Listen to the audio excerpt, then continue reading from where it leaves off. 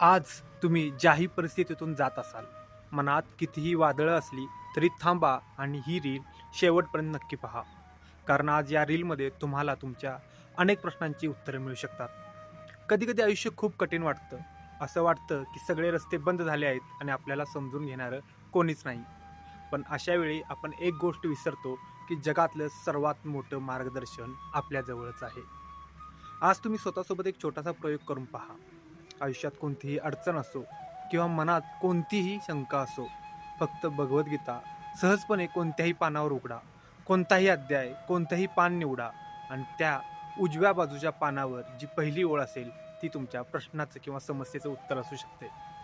हा केवळ योगायोग नसून एक ईश्वरी संकेत असू शकतो.